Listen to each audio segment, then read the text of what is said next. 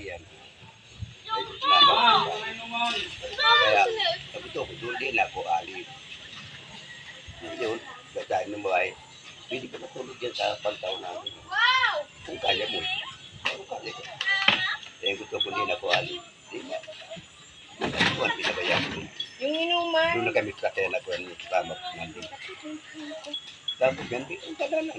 Nakakuha na kami. Ako, adong ikaw na ano, yan. Nalingat sa gitna. May narinig ko. Manong, hindi pa. Pangatlong salita niya. Ano ba yan? Pwede ba yan ito kami sa kuwan? O pangayan. Critical witness lang. Bakit ano ito? Yung anak ko, di na ito siya namatay na. Di na kinaya. Ang maliit pang bata. Kasi hindi na antok ako. Ano? Parang ako, babayad naman ako kung magkano tingin mo. Kaya lang po, kala ko lalabas pang babae. Kaya anak ko, tulog naman ako. Ano? Ulit-ulit. Katuloy ito. Di nag-aalis yung ito. Dapat sabi niya doon. Ano nangyari? Sige na nga. Kalsada ko. Ang kuwan lang yung kalsada. Ito sa kadyo. Nakikita ko lang. Tapat lang yan. Yung lamita yung bata. Laka. Yan. Kaya kanina. Sana nga. Ay, sakay na. Yakin kita. Doon na, kuwan na po. Kuyak na.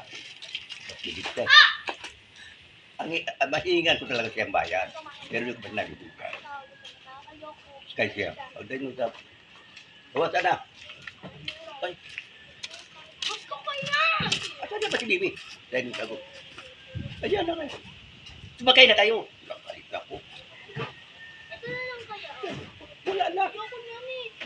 Ah, sino? Saan ba blindilan nyo? Wala. Dito ko nila. Wala doon ba? Kaya na.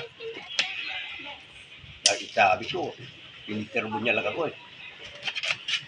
Hanggang sa buwan. Hindi pa ako away doon sa Pigam-Gareya. Nakasakay pa sila.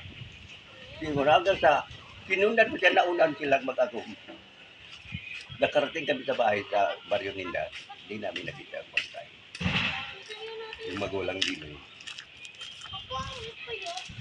Paano nangyari? Papasama! Nag-ikot pa ako doon sa Barrio Ninda. Walang patay na doon. Sabi mo ni Yuan ang manibili. O yun na nga, bago ko nang sige na nga, duman yan na ni. Yun na sa Manibila, inawa ka na yung Manibila. Kaya nga nangyayari yun na, luwabas ito. Hindi kami na, yun. Pero nakita mo yung bata na sinasabi na ihatid mo na ako. Yung sa kuha na yung kumot eh. Hindi, di ba sabi mo na nakita mo yung multo ng bata? Yung yung sa Manibila. Tapos pagkatas nun, hindi na siya nakita. Yung bangkay, hindi nakita ng magulang. Hindi na.